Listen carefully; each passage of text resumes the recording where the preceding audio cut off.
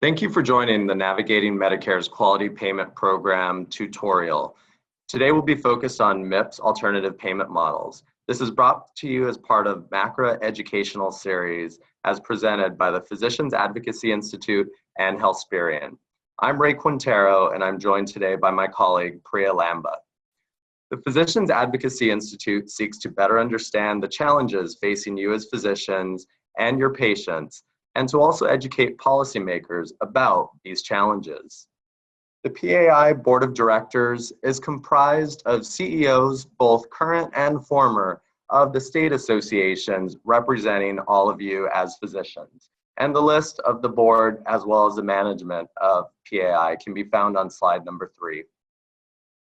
Healthsperian is a Washington, D.C. based consulting and legal services firm focused on strategic issues operating at the intersection of public policy, strategy, operations, and government affairs, helping organizations navigate the complexities and challenges facing the payment and delivery system.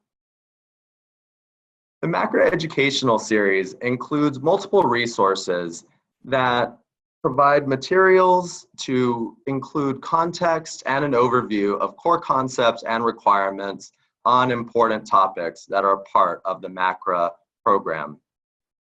The MACRA overview is a foundational presentation which includes associated webinars as well as key information to include a focus on meeting requirements for you in the 2017 transitional period. It also includes different sections on aspects of MACRA's quality payment program, better known as a QPP. In addition, in early 2017, development of in-depth one-pagers as well as monographs is underway. A guide to additional resources available to you in your physician communities is also occurring. There are multiple acronyms that are a part of MACRA and specifically a part of the Quality Payment Program or QPP. These are all found on slide number 6 and can help you navigate the complexities of the QPP. This is not an extensive list, however, it does include those that will be most useful to you in the upcoming months and years as you work through the QPP to be successful. In this presentation, we'll be focused on a brief overview of alternative payment models, which alternative payment models are advanced under the QPP, and we'll be focused most specifically on MIPS alternative payment models, discussing criteria and scoring, those available in 2017, the scoring standards and categories, and specifically talking about those related to the Shared Savings Program Tracks 1, 2, and 3, Next Generation ACOs, as well as CPC Plus, Comprehensive ESRD, and the Oncology Care Model. And we will conclude with a reporting timeline and a discussion of next steps and looking forward, including a few key questions that have come up related to the QPP and specifically MIPS APMs. Alternative payment models were designed as a payment and delivery approach where participants in the model have financial incentives to provide efficient and high quality care. These include elements that are meant to move away from traditional fee-for-service. These include bundled payments or gain sharing. However, some of these may still continue to have fee-for-service elements because of the way the payment system is designed. But they do also include performance measurement as well as payment that is linked to quality as well as outcome. And you as physicians may be at risk for some or all of the cost of care for a population or a service that you're providing. And there are variations in the characteristics as well as the level of financial incentives as well as risks, depending on the specific model that you may choose as part of the alternative payment models. And this may apply to services for specific conditions, they may apply to episodes of care, they may apply to populations. For example, primary care medical homes or PCMHs are often considered APMs. And there are also Medicare APMs as well as commercial APMs or multi-payer APMs. Advanced APMs under the QPP. Those are a subset of a broader category of APMs. Again, these are advanced APMs. And those of you as physicians that are participating in these advanced APMs must meet quality as well as reporting requirements that are subject to participation in those advanced APMs. And these are separate and distinct from the advanced APM criteria. Characteristics and criteria for participation is defined in the MACRA statute. And the intention of this was to set a high bar where participants are accountable for, again, both cost as well as quality. Through your participation, however, you may earn a 5% incentive payment, and as well, you are exempt from participation in the MIPS program, which is the other track of the QPP. The 5% incentive payment that you would receive under the QPP is also separate and distinct from payments for services that you would receive through the APM, the underlying APM. And physicians and or your organizations, which are called APM entities, will decide whether or not to participate in the advanced APM. So the determination as to whether or not to participate is actually made at the APM entity level, not at the individual physician or the individual organizational level. It has to be made at the APM entity level. Now, what type of advanced APMs are available under the QPP? This is going to vary depending on whether we look at 2017 and 2018 or whether we move forward into 2019. For now, we'll begin focus on 27 and 2018. And currently, there are only Medicare advanced APMs, and these are the primary focus of the QPP in the short term. However, beginning in 2019, implementation, or the 2019 performance year, implementation of non-Medicare other payer advanced APMs will begin. And these will potentially include those APMs by private payers and state Medicaid payment arrangements and Medicare Advantage. And now I will turn it over to my colleague Priya to talk through the details of MIPS APMs. Thank you, Ray. So what are MIPS APMs? There are two pathways to arrive at participating in a MIPS APM.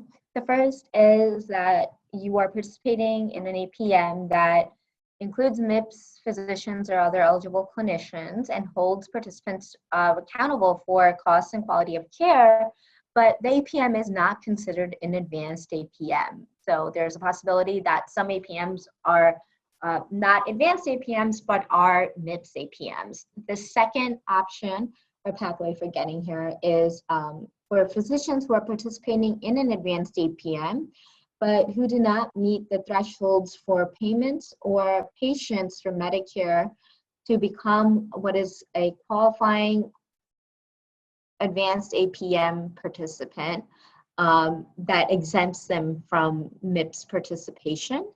Again, in another tutorial, we do cover the QP threshold, the qualifying advanced APM participant threshold, and what that means.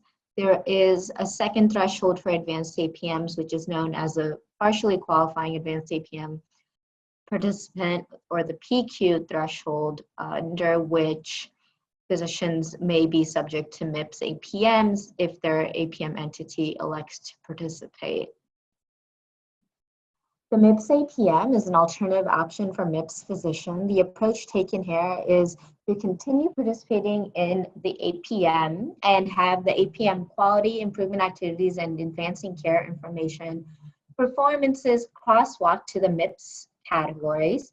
The cost category treatment, meaning the cost category will be reweighted to 0 because physicians are already subject to cost and utilization performance assessment under the APM itself. And those measures and standards differ than those from the MIPS cost category. So CMS did not think that it was necessary to have this category weighted when there are already assessments and measures being performed under the APM itself. Payment, physicians participating in MIPS APM are not eligible to receive the 5% advanced APM incentive payment, but they are eligible to receive a MIPS positive payment adjustment. Again, we wanted to note here that this payment adjustment is not in is in addition to or separate from the payments that you would be receiving under the APM that you are participating in. So the actual payments will be coming from the APM, but you may receive a positive or negative payment adjustment based off of your performance through the MIPS program. The MIPS APM criterion scoring overview. Through the macro, CMS has identified 3 criteria for MIPS APM. The first is that APM entities participating in the APM are participating under an agreement with CMS by law or regulation. Second, the APM requires the APM entities to include at least one MIPS eligible clinician on a participation list. We will go through what a MIPS eligible clinician is in a few short slides. And third, the APM must base its payment incentives on performance, either at the individual clinician or the APM entity level, on cost and utilization and quality measures.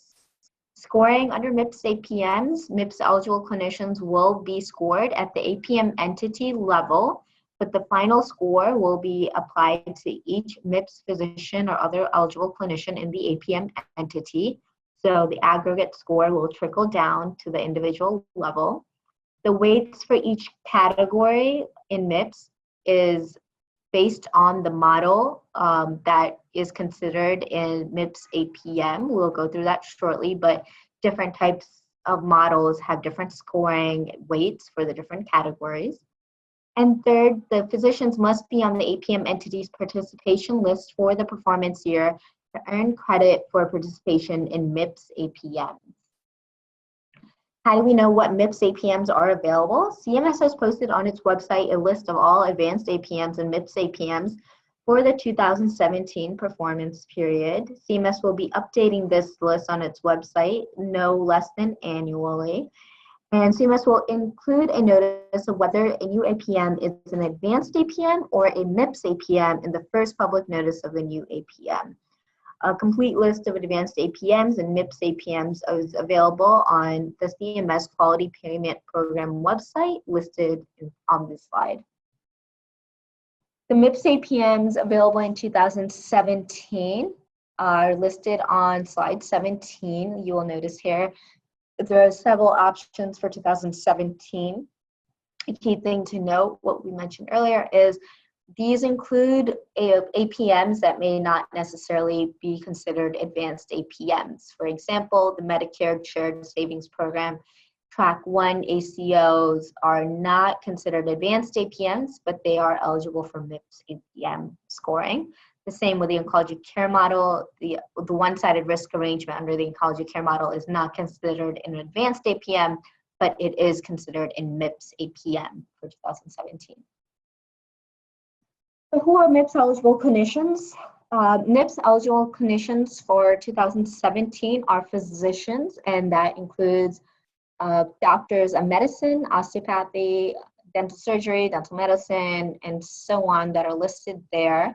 It also includes physician assistants, PAs, nurse practitioners, NPs, clinical nurse specialists, CNSs, and certified registered nurse anesthetists, or CRNAs.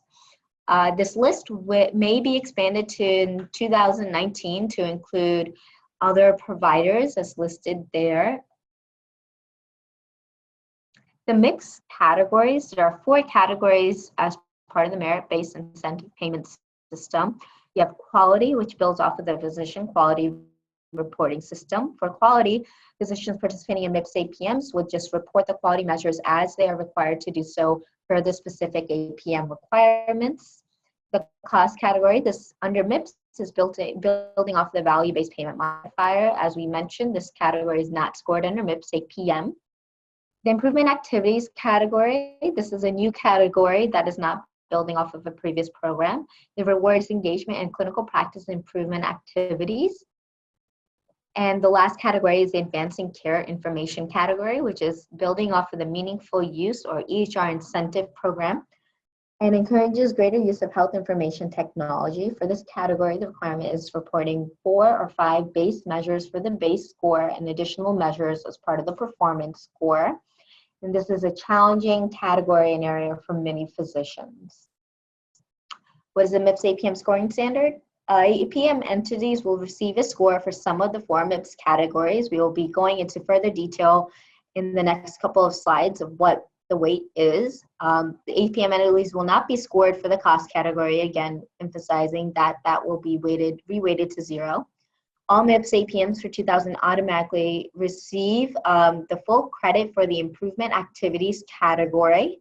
So there will be nothing in addition to what you are already doing for improvement activities under the APM requirements that you will need to do for the QPP MIPS APM reporting requirements.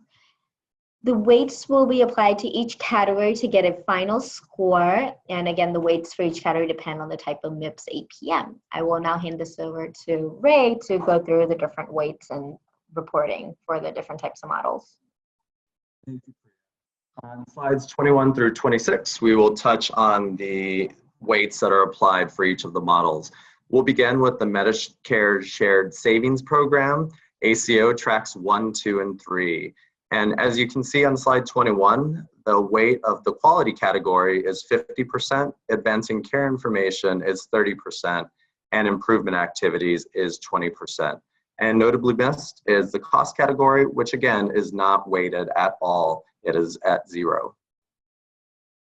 And the next slide provides some information related to each of the performance categories, but most specifically, it provides you with details as to how you are required to submit data for quality, for improvement activities, for advancing care information, and then how your subsequent score for each of those specific categories is then calculated. So to begin, we'll begin with quality. Your ACOs will submit quality measures through the CMS web interface on behalf of you as participating physicians. And an important note here is the burden of reporting is not on you as individual physicians or the group 10 level. And the performance score is going to then be calculated in this manner. The MIPS quality performance category requirements and benchmarks will be used to determine the MIPS quality score at the ACO level. So therefore, aggregate scoring is at the overall APM entity level, which may be therefore advantageous or disadvantageous to you as an individual physician. For improvement activities, CMS has reviewed the MIPS APM participation agreements and then assigned scores to the improvement activities and has determined based upon that all APM entities participating in MIPS APMs will receive a full score of 40 points for this category. Basically, these are activities that you're already participating in and you're already active in as a MIPS APM. So CMS felt that it was important to provide a full 40 points for this category at this point. And the final category as a MSSP program is advancing care information. And under this, all ACO participant TINs in the ACO will submit under this category according to the MIPS group reporting requirement. So the burden of reporting under this particular area is at the TIN level according to the group reporting requirements. And how is your score determined is all of the ACO participant TIN scores are then aggregated as a weighted average based on the number of physicians and other eligible clinicians under each TIN. And what that does is it yields one APM entity score. So even though reporting is at the group TIN level, aggregate scoring is at the APM entity level. So the performance of all others is going to affect your overall score under advancing care information. Next gen scoring weighs the categories in this manner. Quality remains at 50%, improvement activities at 20%, and advancing care information at 30%. So this is actually identical to those that are participating in MSSP tracks 1, 2, and 3. The actual submission requirements and performance score for quality, submission of quality measures is also through the CMS web interface, and the burden of reporting is not on individual physicians or the group 10 level. And the performance score, category requirements, and benchmarks will again be used to determine the MIPS quality score at the ACO level. And again, CMS did also determine that for improvement activities category, that the full score of 40% would be rewarded for this particular category. And for advancing care information, group reporting at the TIN level. So each physician in the APM entity reports ACI to MIPS through either group reporting at the TIN level or through individual reporting. So this is different than under MSSP. The burden of reporting is therefore at the group or individual physician level. For performance, CMS is going to attribute one score to each MIPS eligible clinician in the APM entity. And that is going to be the highest score attributable to the NPI-10 combination of each MIPS eligible clinician. And that is going to be derived from either the group or individual reporting. CMS is then going to aggregate and average the scores to yield a single score for the APM entity. So although the highest score is attributed at the individual level, the aggregate score ultimately could result in an overall score which may advantage or disadvantage your final calculation. For non-ACO MIPS APM scoring, so those participating in CPC Plus or comprehensive ESRD or the oncology care model, you're only weighted for two categories. Improvement activities is weighted at 45%, and advancing care information is weighted at the remaining 55%. For quality, the APM entity, again, is not assessed for quality under this particular category for those participating in each of these models. Again, CPC Plus, comprehensive ESRD, and oncology care. And under improvement activities, CMS has also, just like under the other models, they have determined that those that are participating will receive the full score of 40 points for this category.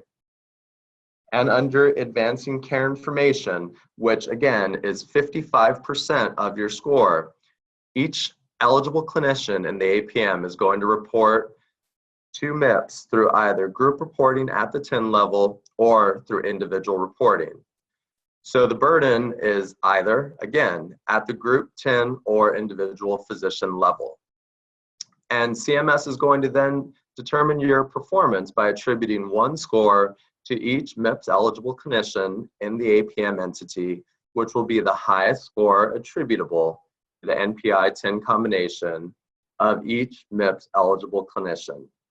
And again, that is derived from either group or individual reporting, depending on how that reporting originally occurred. CMS is then going to aggregate and average the scores to yield a single score for the APM entity. And just like the scoring that took place for those participating in NextGen ACO, the highest score, although it's attributed at the individual level, the aggregate score could result in an overall score, which may be advantageous or disadvantageous to you as an individual physician. CMS is going to make 3 determinations throughout the year to determine whether or not you're a QP or PQ. And they're going to evaluate that to determine whether or not you meet the specific thresholds. And the evaluations are going to be made at the APM entity level and applied across all physicians in the APM entity. Those 3 evaluation periods for this year, 2017, are March 31st, June 30th, and August 31st. And these are intended to ensure that physicians who are only participating in advanced APMs and meet the QP thresholds for part of the year still receive their advanced APM participation credit. And APM entities and physicians who meet the QP thresholds during any of these 3 review periods will be exempt from MIPS participation and still receive 5% incentive payments. In addition to that, if an APM entity meets only the PQ threshold, then that APM entity can elect whether or not to be subject to MIPS using the APM scoring standard for MIPS APMs, or to be fully exempt.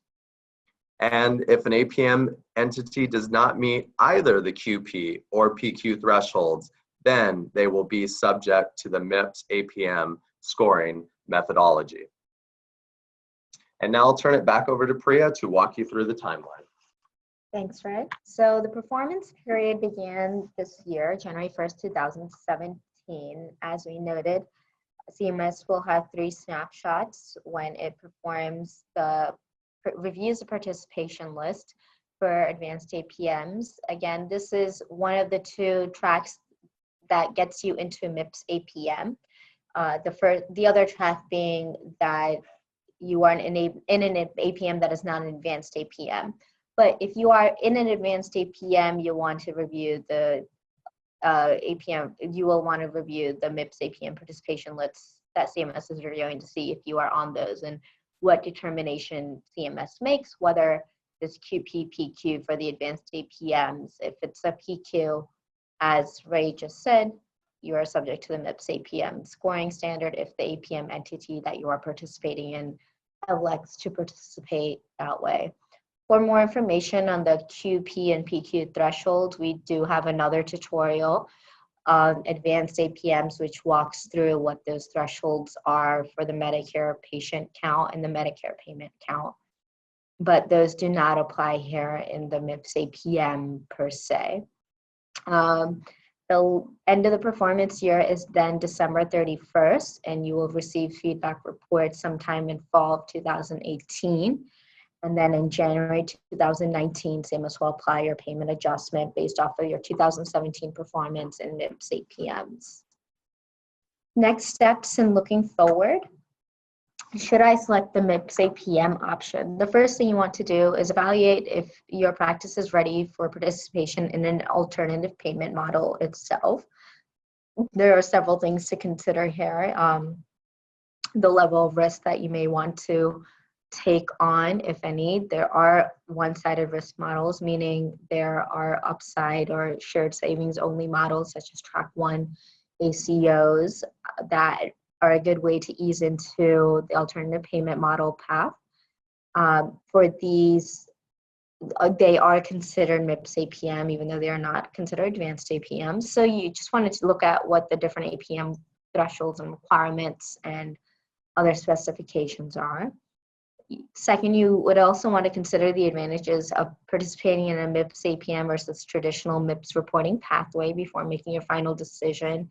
Remember, participation for the quality ACI categories is determined at an aggregate level in most MIPS APMs. So this means that your individual performance may be overall increased or overall decreased depending on how others in the APM entity perform in those categories. So again, with the MIPS APM option, it is a group reporting mentality that you must remember that it's not just you and those immediately in your practice, but everyone else in the APM entity that is considered a MIPS eligible clinician for reporting purposes. And third, determine your eligibility for MIPS APM. Again, there are 2 pathways. Are you currently participating in advanced APM? Check the QP/PQ determinations by CMS to see if you have met the QP thresholds and are exempt from MIPS participation and eligible for the 5% incentive payment. If you have met the PQ but not QP thresholds, just remember to determine whether it may be advantageous to participate in MIPS using the MIPS APM option to be eligible to earn a positive payment adjustment. Again, this decision must be made at the APM entity level, not the individual physician level. So if you are in an APM entity, you will want to talk to everyone in the APM entity or the decision maker for the MIPS program about whether this is an option to pursue. If you have not met the QP or PQ thresholds, then the APM entity that you are participating in will be subject to MIPS APM scoring methodology. one thing we wanted to know is that the qualifying participant, the QP and partially qualifying participant thresholds are determined at the APM entity level as well. Those are at the aggregate level. As I mentioned, we do go into further detail on other resources on the PAI website, as well as another tutorial on advanced APMs that really walks you through what these thresholds and calculations are. If you are participating in an advanced APM, an alternative APM model or alternative payment model that is not an advanced APM, that is a second way you can get into MIPS. You will want to check CMS's list of MIPS APM, which is more inclusive of other APMs that may not meet the criteria for advanced APMs. Again, one-sided risk models. So the ACO track 1, for example. What PAI health sparing resources will be available to help? We have follow-on products in 2017. These are in-depth one-pagers that focus on topics such as MIPS scoring and strategies for reporting and how to meet the minimum reporting requirements for 2017, just generally for MIPS.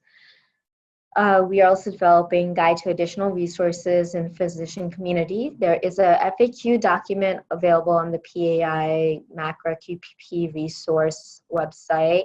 This will be updated on a continuous and ongoing basis with important and frequent questions that we are receiving from you about the program for both the MIPS track and the advanced APM track and the MIPS APM scoring that we just covered in today's tutorial. We'll also be providing regular email updates, which will be shared on the website as well, that on new information, materials, and tools available from PAI, Health Sparing, as well as CMS and other organizations. We will now take a few seconds to answer a couple of questions for this. We have been receiving a lot, but we'll answer just a few now, and the remaining questions are available on the FAQ resource I just mentioned that is available on CMS, on PAI's website. The first question is, are the QP-PQ thresholds applicable for MIPS APMs? Again, as I just noted, the answer to that is no. The QP-PQ thresholds are not necessary for MIPS APM participation directly. They do come into play if you are participating in an advanced APM to determine if you may want to, you may be subject to MIPS APM scoring because you do not meet the QP or the high qualifying participating advanced APM participant thresholds. But once you are in a MIPS APM and you are in the MIPS APM scoring standard, you do not have to worry about the number of patients you receive or Medicare patients that are seen through the MIPS APM or the number of Medicare payments that are received through the MIPS APM. That those QP and PQ thresholds are only for advanced APM purposes. I will give it to Ray to answer the next question. What are the benefits of being a MIPS APM? One of the main benefits of being a MIPS APM is the preparation for being an advanced alternative payment model. As you work your way through it, being a MIPS APM, you can eventually become an advanced APM, hopefully. And there are also incentive payments that are still available for your participation as a MIPS APM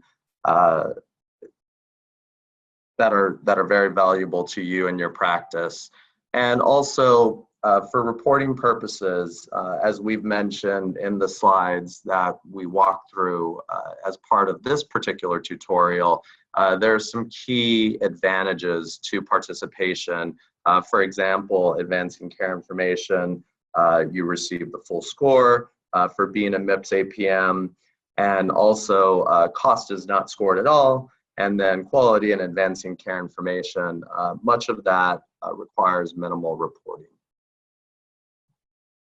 How do I know if I'm in a MIPS APM or an advanced APM? So the first step is to determine if you are participating in an APM entity that is participating in an alternative payment model.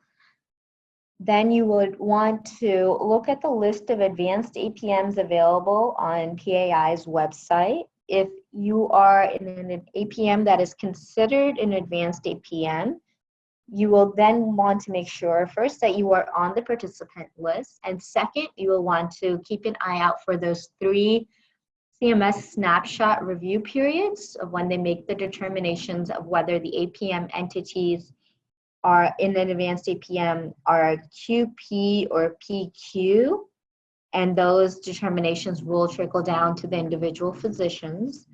So if the APM entity satisfies the qualifying participant or the QP threshold, then you are exempt from participation in MIPS, and the APM, you will receive 5% incentive payment. If the APM entity that you're participating in receives a partially qualifying advanced APM participant or PQ determination, then the APM entity, again, may elect to participate in MIPS APMs. If it does, then you will be in the MIPS APM track, and that's your MIPS score will be based off of the APM entity's MIPS APM score. Alternatively, the APM entity may elect not to participate in MIPS APM, in which case you would be exempt from MIPS and MIPS APMs, but you would not receive the 5% incentive payment or any MIPS payment adjustment under the MIPS program or the United States PM program incentive agreement. So that's one way. The second is if you look at the list of advanced APMs on TIA's website and it's determined that you are not in an advanced APM, you'll then want to look at the list of MIPS APMs, and this list for 2017 is on slide 17. Again, as we noted, there are additional options for MIPS APMs that are not advanced APMs. So double check this list to see if it is a MIPS APM. So if it is in the MIPS APM list, then just make sure you are on the participant list, and you should continue reporting the quality measures as required by your APM. You should continue doing the other improvement activities and quality activities that are required by the APM. Your cost will be not scored under MIPS APM again. That will just be subject to whatever arrangement you have with the APM and ACO, the APM entity. But you will have to report something for the ACI category as we've gone through, depending on the type of APM you are in, whether it's a Medicare Shared Savings Program, Track 1, 2, or 3 ACO, a Next-Gen ACO, or other MIPS APMs, for example, the Oncology Care Model, the CJR, the ESRD model. Those are just a couple of examples that we've been listing throughout. And if you are not in the MIPS APM, if you're in an APM, but that APM is not considered a MIPS APM, then you are neither in an advanced APM nor are you in a MIPS APM. And for that, you will need to participate in MIPS subject to the standard MIPS reporting options and requirements, which we outline in another tutorial. So for example, the MIPS reporting requirements, the standard MIPS reporting requirements are for the quality category, reporting minimum of 6 measures. Cost is not scored in 2017. For improvement activities, you must report a combination of activities to achieve 40 points. And for ACI, you must at least report data on the base measures and then additional measures for performance score. We do go into a lot more detail in other resources on PAI's website if you're interested in those. And the final question is whether or not you need to report the MIPS quality category requirements to satisfy MIPS APM. As was mentioned earlier, you can just continue what you're currently doing as required as part of the particular APM that you are participating in for the quality reporting requirement. The APM entity, as part of the MIPS APM requirement, is actually going to take care of the quality reporting for you. And that is detailed again on slide 22, 24, and 26, depending on the particular APM, MIPS APM that you are participating in. And that concludes our questions. And again, all of these resources are going to be continually updated, and additional resources are available to you at the Physicians Advocacy Institute website, which is listed on the screen. And we thank you for your participation on behalf of the Physicians Advocacy Institute and Healthsperian, and encourage you to continue to visit the site for up-to-date information, resources, and FAQs that will continue to be updated. Thank you.